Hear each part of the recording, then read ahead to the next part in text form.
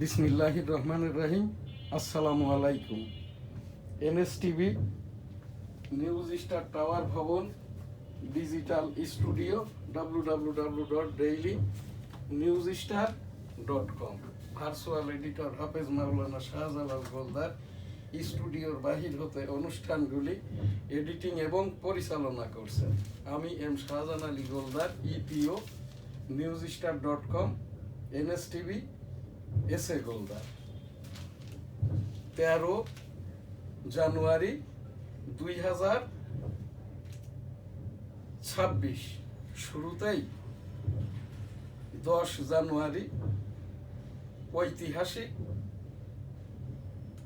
বাংলাদেশের প্রথম প্রধানমন্ত্রী মুক্তিযুদ্ধের সমন্বয়ক জিয়াউর রহমান সাহেব যে ভাষণটি পাঠ করেন কালুরঘাট বেতার কেন্দ্র থেকে 7ই মার্চের, সেই মুক্তিযুদ্ধের সমন্বয়ক father of the nation Bangabandhu Sheikh Mujibur Rahman. 7 March 1971। এবারের সংগ্রাম মুক্তির সংগ্রাম, এবারের সংগ্রাম স্বাধীনতার সংগ্রাম। জয় বাংলা, ইনশাল্লাহ। আসসালামু আলাইকুম। সেই ডাকে সাড়া দিয়ে আমি রণাঙ্গনের 265 দিনের মুক্তিযোদ্ধা, এটি আমার সনদ। আমার পিতা মরহুম হাজী মধু গোলদার যুদ্ধহত মুক্তিযোদ্ধা ছিলেন, মাতা মরহুমা হাজী বেগম খাইরুন্নেসাও মুক্তিযোদ্ধা। তখন ওই যে 1971 সালে প্রাইমারি স্কুলে পড়তাম। আমার বাড়িটা তো বেনাপোল সিটির গোলদা সিটিতে, যেখান থেকে 450টি ল্যান্ড ট্যাঙ্কার ঢোকে। ওই জায়গাটি আমার নানার। এখন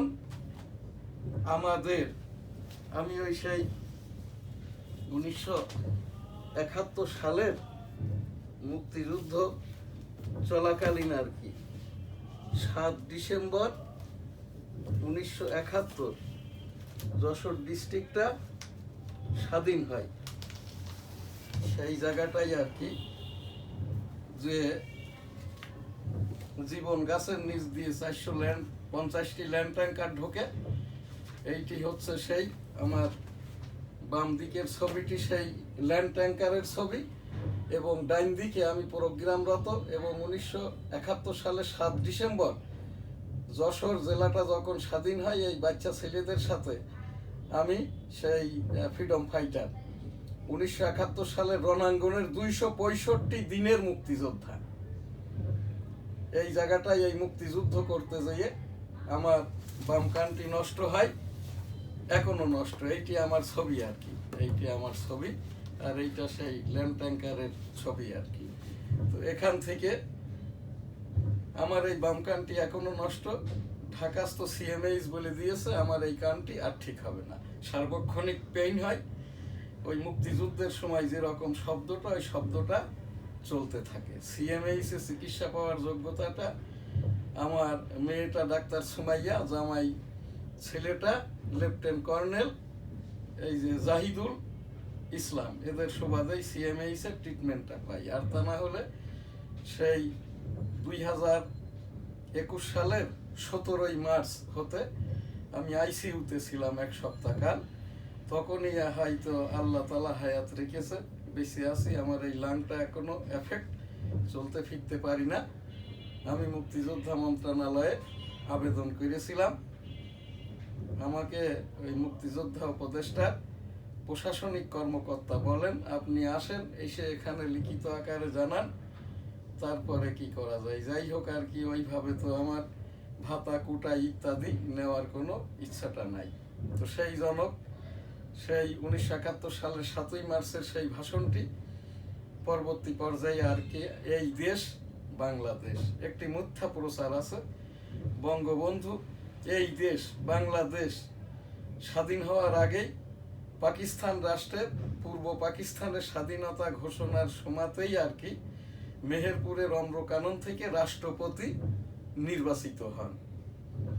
272 দিন কারাভোগের পর যখন 1972 সালের 10 জানুয়ারি বাংলাদেশে আসেন, তখন 72-75 সরকার, অর্থাৎ 1973 সালের যে জাতীয় সংসদ নির্বাচন প্রথম,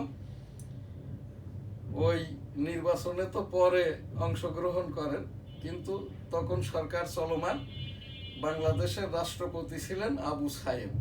বঙ্গবন্ধু 10 জানুয়ারি ওই সেই করাচি, লন্ডন, ভারত, এরপর বাংলাদেশ স্বদেশ প্রত্যাবর্তনের পরে সংসদে গমন করেন সরকার প্রধানমন্ত্রী হিসেবে। তারপরে 1974 সালে 73 সালের নির্বাচনের পর 1974 সালে বাকশাল গঠন করেন স্বরূপ পাইনি। 74 সালেই আবার পরোক্ষভাবে রাষ্ট্রপতি নির্বাচিত হন। 1975 সালের 15ই আগস্ট সপরিবারে শহীদ হন বঙ্গবন্ধু শেখ মুজিবুর রহমান। সেই 1971 সালের 7ই মার্চের ভাষণ সোহরাওয়ার্দী উদ্যানে বঙ্গবন্ধুর এবারের সংগ্রাম মুক্তির সংগ্রাম, এবারের সংগ্রাম স্বাধীনতার সংগ্রাম, জয় বাংলা ইনশাল্লাহ, আসসালামু আলাইকুম।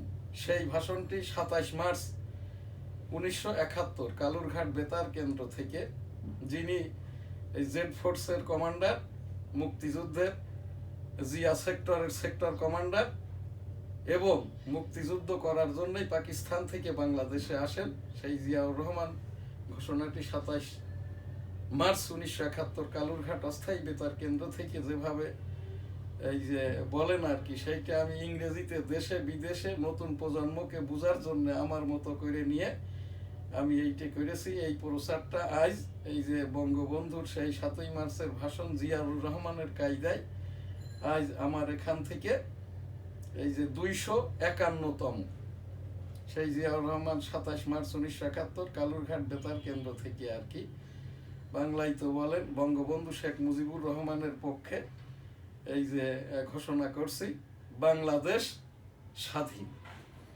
সেই জিয়াউর রহমান যেভাবে বলেন এইটা ইংরেজিতে আমি এইভাবেই করে নিয়েছি নতুন প্রজন্ম দেশ বিদেশ সকলের বোঝার জন্য। I am Major Ziaur Rahman, declared there on 27th March 1971 era. এইটা I am Major Ziaur Rahman, declared there on behalf of Bangabandhu Sheikh Mujibur Rahman. Bangladesh is independence. আমি এখান থেকে আর কি এম শাহজাহান আলী গোলদার 1971 সালের রণাঙ্গনের 265 দিনের মুক্তিযোদ্ধা, আমাদের ওই ভারতীয় যে স্লোগানটা দিয়ে যুদ্ধ করেছি, যে যুদ্ধ করতে যেয়ে আমার বাম কানটি নষ্ট, এই যে করোনা হওয়ার পরে লাংও এফেক্ট, তো আমাদের সেইটাই ছিল স্লোগান, তোমার দেশ আমার দেশ বাংলাদেশ বাংলাদেশ, তোমার নেতা আমার নেতা বঙ্গবন্ধু শেখ মুজিব, জয় হোক বঙ্গবন্ধুর জয় হোক, জয় হোক শ্রীমতী ইন্দিরা গান্ধীর জয় হোক, জয় বাংলা আমার সোনার বাংলা, আমি তোমায় ভালোবাসি। 7 ডিসেম্বর যশোর ডিস্ট্রিক্ট যখন স্বাধীন হয় এই স্লোগান দিতে দিতেই আমরা, আমার বাড়িটা তো রণাঙ্গন, ওই যে জয়ন্তীপুর সাদিপুর যেটা রণাঙ্গন ছিল 3.5 কিলোমিটার বেষ্টিত, এখান থেকে আমার বাড়ি Goldas city, Benapole city, hotel Benapole আবাসিক, গোলদাস সিটি জামে মসজিদ 2.5 কিলোমিটার। এই পর্যন্ত আমরা আসি 7 তারিখে এই স্লোগান দিতে দিতে চূড়ান্তভাবে আসি এই যে 16 ডিসেম্বর 1971। কিন্তু আমাদের ওই দেশে এসে থাকা হয়নি, আবারও ফেরত নিয়ে যায়, আমাদের ওই বাড়ি ঘর সব কিছু জ্বালিয়ে পুড়িয়ে খাক করে যায়। চূড়ান্তভাবে আমরা ভারতীয় রিফিউজি ক্যাম্প থেকে বাংলাদেশে আসি 1972 সালের এই যে 22 ফেব্রুয়ারি।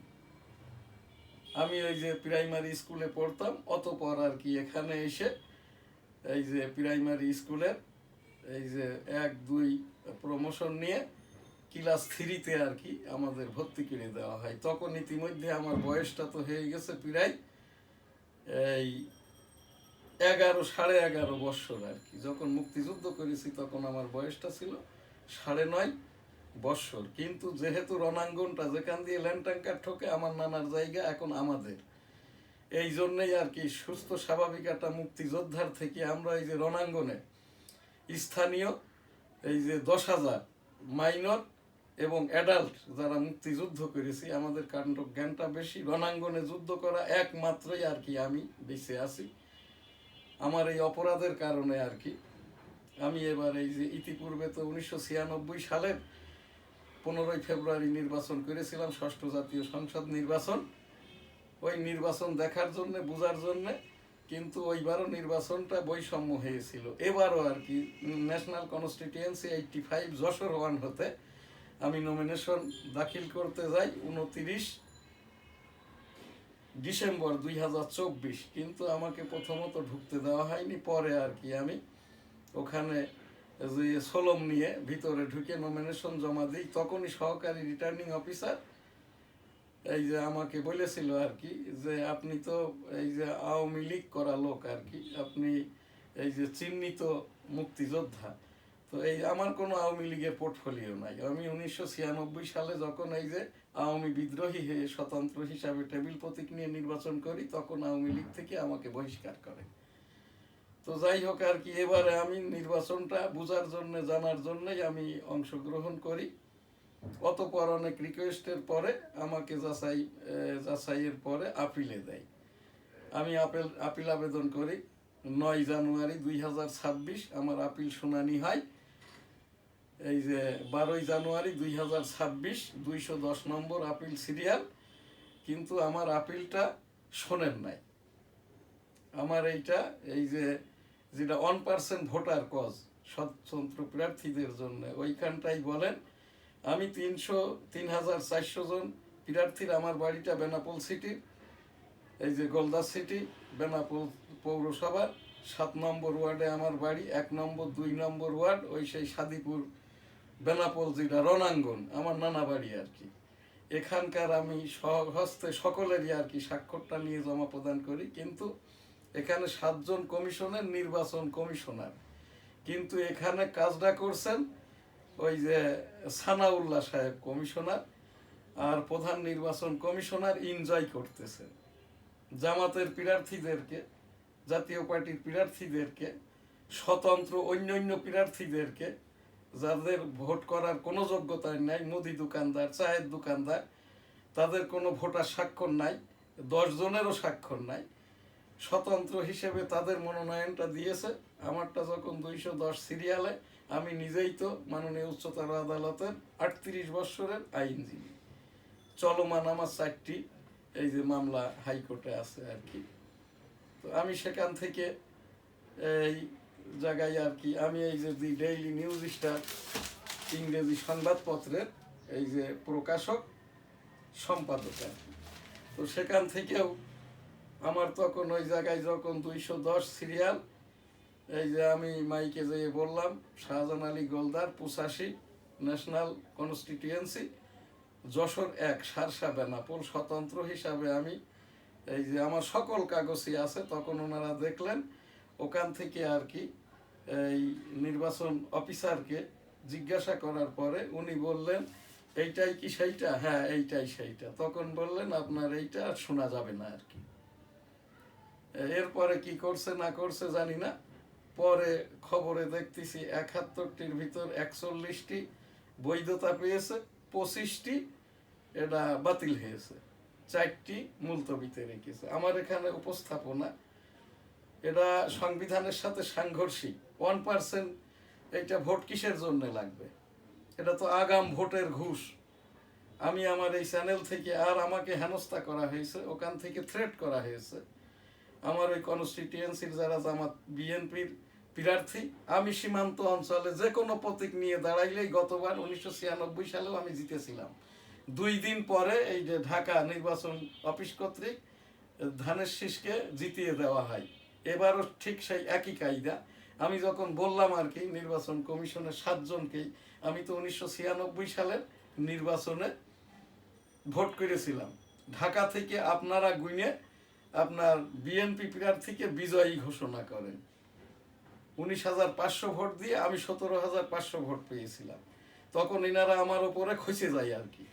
এরপরে আমার ওই যেটা আপিল আবেদন ফাইলটা নিয়ে নিচে ফেলে দেয় আর কি। আমি এখান থেকে, আমি একজন মুক্তিযোদ্ধা হিসাবে আমি উপস্থাপন করছি বাংলাদেশের মাননীয় রাষ্ট্রপতি সচিব বরাবর, মাননীয় উচ্চতর আদালতের যেটা 7 সদস্যের কমিশন করেছে, এই কমিশনের চেয়ারম্যান বরাবর অনলাইনের মাধ্যমে এটি আমার একটি অভিযোগ সহ অ্যানেক্সার আর কি। আমি হাইকোর্টেও যাইতে পারবো না। আমি এখন আমি কোথায় আছি না আছি, আমাকে প্রতিনিয়ত প্রতিক্ষণ আর কি হুমকি দেওয়া হচ্ছে। তো যাই হোক আর কি, এখান থেকে আমি এই যে প্রোগ্রামটা উপস্থাপন করলাম, সেই জনকের ভাষণটি জিয়াউর রহমান সাহেব 1971 সালের 7ই মার্চ কালুরঘাট বেতার কেন্দ্র থেকে যেভাবে বলেন, আমি আমার মতো করে নিয়েছি। I am major Ziaur Rahman, declare there on behalf of Bangabandhu Sheikh Mujibur Rahman, Bangladesh is independence.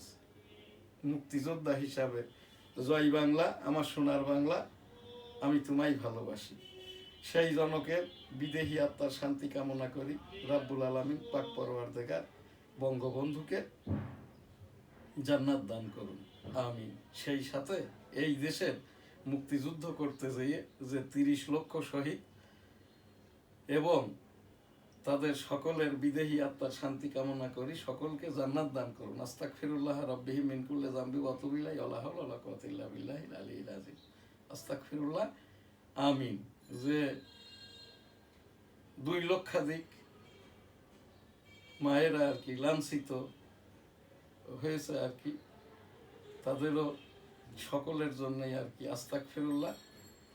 তাদেরকেও এই যে শোক সইবার তৌফিক দান করুন, আস্তাগফিরুল্লাহ, আমিন। মুক্তিযুদ্ধ নিয়ে এখানে যে একটি রঙ্গব্যঙ্গ করা হয়, 30 লাখ শহীদ হয়নি, রণাঙ্গনেই প্রতিদিন দেখেছি একেবারে না হলেও 20 জন, ওপরে 50 জন 60 জন এইভাবে মারা গেছে, পঙ্গু হয়েছে শত শত। যেদিন 25 মার্চ কালো রাত্রি আমার বেনাপোল শহরেই এখানে মারামারিতে মারা যায় 500-র ওপরে মানুষ। যশোর এই যে এলাকাতে আর কি বিহারি কর্তৃক প্রায় সহস্রাধিক মানুষ। সৈয়দপুর, এই রকমটা যদি হিসাবটা ধরা হয় আর কি, তখন তো বাংলাদেশটা ছিল না, পাকিস্তান রাষ্ট্র ছিল, এখানটায় 30 লক্ষেরও বেশি হবে। আর যদি নাই বা হইল আর কি, এইটা নিয়ে মন্তব্য কেন, এইটা নিয়ে এত কথাবার্তিটা কিসের জন্য আর কি। তো সেই জায়গাটাই আমি এই যে সেই বঙ্গবন্ধুর স্বদেশ প্রত্যাবর্তনের পরে, উনি তো 75 সালের 15ই আগস্ট সপরিবারে শহীদ হন। রাব্বুল আলামিন এই দেশ আনায়নে যে সকল মুক্তিযোদ্ধারা শহীদ হয়েছে সকলের আত্মার শান্তি দান করুন, জান্নাত দান করুন, আস্তাগফিরুল্লাহ, আমিন। আমরা যারা যুদ্ধাহত মুক্তিযোদ্ধা এই যে বেঁচে আছি এখনো আর কি, আমাদেরকেও সুস্বাস্থ্য দান করুন। ওই সিএমএইচ এর এই প্রধান ডাক্তার নিউরো সার্জন বলে দিয়েছে, আপনার ওই হার্টও আর ঠিক হবে না, কানটা আর ভালো হবার নয়। জীবনে অনেক শুনেছেন, আপনার বয়স কত? আমি বললাম আমার বয়স 65, এখন আমার বয়স 66। তো বললেন জীবনে অনেক শুনেছেন আর কি, আমাকে এইটা এখনো ইন্টারভিউ দিতে হয়, আমার বয়স কি আসলে 66 হয়েছে? মুক্তিযুদ্ধের সময় বয়সটা কত? এই দেশের মানুষজন কত বড় দুষ্টু আর কি। একটা বাচ্চা ছেলে স্কুলে ভর্তি হতে গেলে কত বছর বয়স লাগে? কমপক্ষে 6। আমি যখন বেনাপোল সরকারি প্রাইমারি স্কুলে ভর্তি হয়েছি তখন আমার বয়সটা ছিল 7। ওটা ছিল 1961 সালের মার্চ মাসে।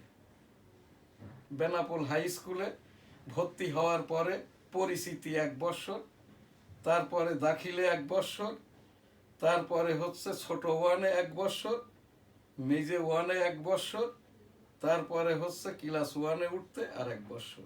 তাইলে 1 2 3 4 বছর পরে যেয়ে এখানটায় আর কি ক্লাস 1-এ তখন ওই যে উঠতে হয়। বেনাপোল সরকারি প্রাইমারি স্কুল এখনো সেইটা সেই নিয়মই বহাল আছে।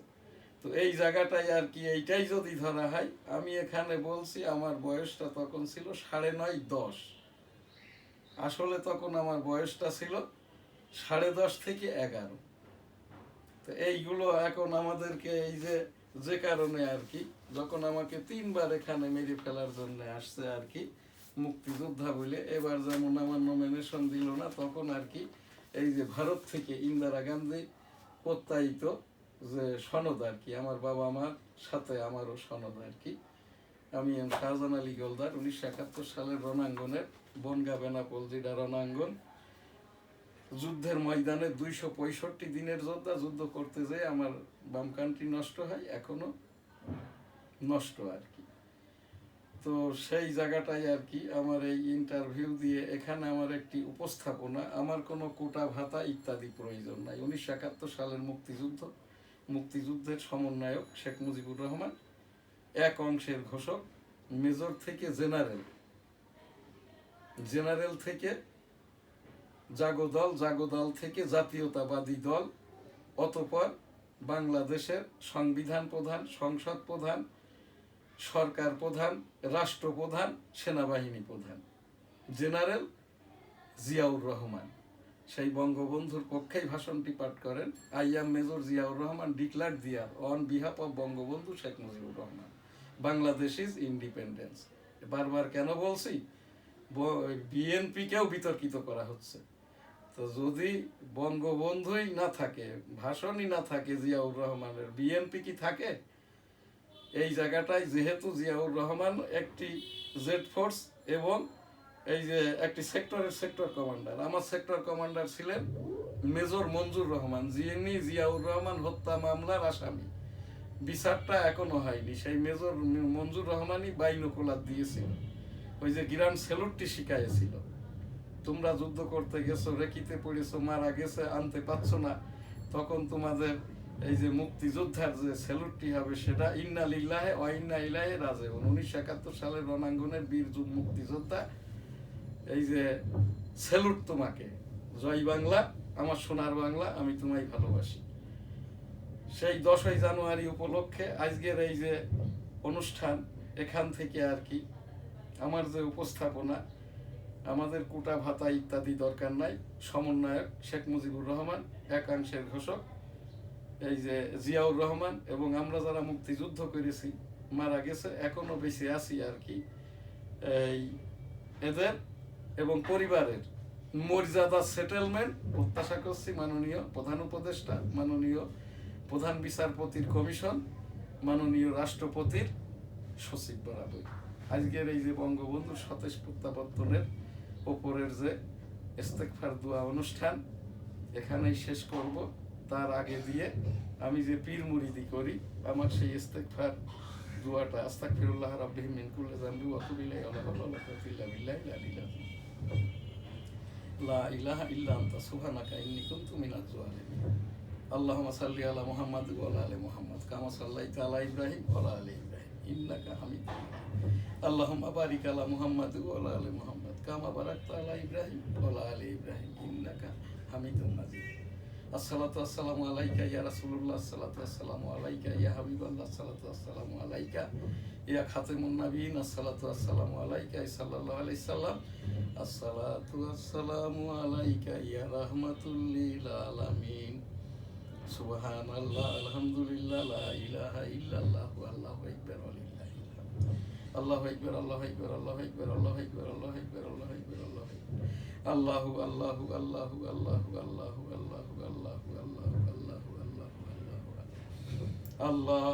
আল্লাহ আল্লাহ আল্লাহ আল্লাহ আল্লাহ আল্লাহ আল্লাহ আল্লাহ আল্লাহ আল্লাহ আল্লাহ আল্লাহ আল্লাহ আল্লাহ আল্লাহ সুবহানাল্লাহ, আলহামদুলিল্লাহ, লা ইলাহা ইল্লাল্লাহু, আল্লাহু আকবার, ওয়ালিল্লাহিল হামদ। বিসমিল্লাহ। আলহামদুলিল্লাহি রাব্বিল আলামিন, আর রহমানির রহিম, মালিকি ইয়াউমিদ্দিন, ইয়্যাকা না'বুদু ওয়া ইয়্যাকা নাস্তাঈন, ইহদিনাস সিরাতাল মুস্তাকিম, সিরাতাল লাযীনা আন'আমতা আলাইহিম, গায়রিল মাগদুবি আলাইহিম ওয়ালাদ-দাল্লিন। আস্তাগফিরুল্লাহ, আমিন। আমাদের প্রোগ্রাম বিজ্ঞাপন দিয়ে যারা সহযোগিতা করেছে, গোলদাস সিটি জামে মসজিদ, হোটেল বেনাপোল আবাসিক, বেনাপোল যশোর, গোলদাস সিটি আবাসন, Almadina money changer company limited, graduate গ্রুপের গ্রাজুয়েট ইন্টারন্যাশনাল, কাস্টম, সি&এ এজেন্ট সারা Bangladesh, Dhaka air freight unit, Dhaka ICD Kamalapur, Dhaka Pangaon Keraniganj, Chittagong sea, Chittagong EPZ, Teknaf, Akhaura, Burimari Biral, Hili, সোনা মসজিদ, বেনাপোল কাস্টম হাউস। সকলে ভালো থাকবেন, সুস্থ থাকবেন, পাশের জনকে ভালো রাখবেন, ডেঙ্গু কোভিড সতর্কতায় থাকবেন। নির্বাচনী সহিংসতা যাতে না হয়, এটা একটি জাতীয় বিজ্ঞাপন এনএসটিভির পক্ষ থেকে। প্রার্থী এবং ভোটারদেরকে গণভোটে উৎসাহিত করুন। ডক্টর মোহাম্মদ ইউনূস মহোদয়ের সরকার ছাত্র জনতার সরকারের পক্ষে 2026 12ই ফেব্রুয়ারির গণভোটে হ্যাঁ বলুন। আমি এনএসটিভি সিইও, 38 বৎসরের একজন আইনজীবী। ছাত্র জনতার সরকারে আমার এই এনএসটিভি থেকে 10টি প্রোগ্রাম করেছি। সেখান থেকেই আমার উপলব্ধি থেকেই আর কি গণভোটের ওপরে ব্যাপক প্রচারণা চালাই 14 কোটি ভোটারের প্রতি। এখান থেকেই আর কি আপনারা জাতীয় সংসদ নির্বাচন সদস্য পদে কাকে ভোট দিবেন কি দিবেন না আপনার নিজের চয়েস। গণভোটকে হ্যাঁ বলুন। ডক্টর মোহাম্মদ ইউনূস মহোদয়ের সরকার ছাত্র জনতার সরকার, ছাত্র জনতা ইউনূস মহোদয় সরকারের যে কমিশন, হ্যাঁ বলুন। 12ই ফেব্রুয়ারি 2026 জাতীয় সংসদ নির্বাচন এবং গণভোট। আমরা গণভোটকে হ্যাঁ বলি, ইউনূস মহোদয়ের সরকারকে আমরা সহযোগিতা করি। এই যে ছাত্র জনতার সরকারের 2026-এর যে গণভোটকে হ্যাঁ বলি, অর্থাৎ আমরা হ্যাঁ ভোট দেই। আসসালামু আলাইকুম।